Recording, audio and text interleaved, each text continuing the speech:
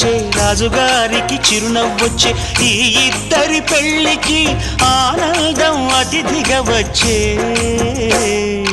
పల్లకిలో పెళ్లి కూతురు రాణిలా ఉంది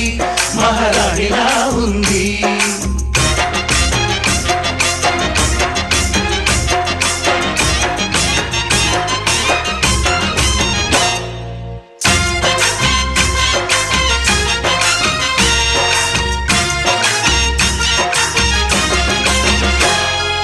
మా గూటిలో ఎదిగిన బంగారు బొమ్మ